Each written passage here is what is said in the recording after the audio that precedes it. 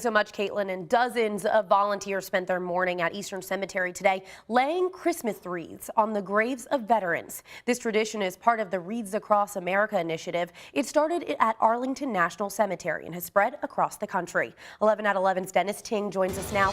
And Dennis, what made this ceremony so special? Well, this was an all-volunteer effort. People from the community spending their Saturday afternoon honoring those who served, many soldiers they've never personally known, but whom they say are still deserving of dignity and respect.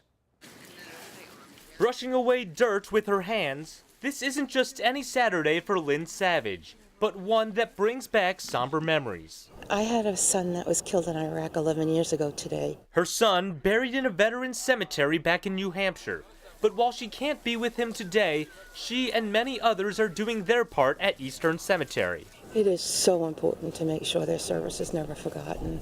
This Saturday at Eastern Cemetery in Louisville and at veteran cemeteries around the country, volunteers are laying Christmas wreaths at the graves of soldiers, making sure they aren't forgotten at the holidays. You have 1,000 veterans that are laid to rest here that for a long time spent most of the year completely covered in grass to where nobody could find them. Maintaining a cemetery can be a lot of work, and it can be even harder when trouble strikes.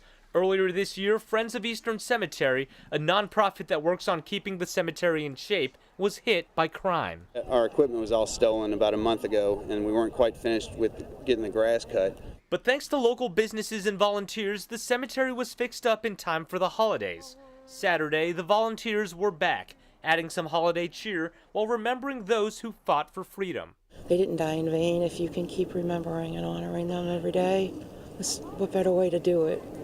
And while Savage isn't able to physically be with her son this afternoon, she knows he's receiving the same respect she's giving to these veterans. A friend of mine from back home is going to personally place the flag on his grave today, place the wreath on his grave today.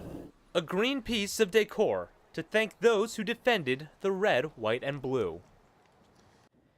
And this is the 12th year that Wreaths Across America has celebrated the holidays by sending wreaths to different veterans' cemetery. Friends of Eastern Cemetery say that because they are volunteer-run, they are always looking for more help and donations. Hopefully, they can eventually get a wreath for every soldier buried in the cemetery. That's 1,100 graves. Dennis Ting, WHAS 11 News.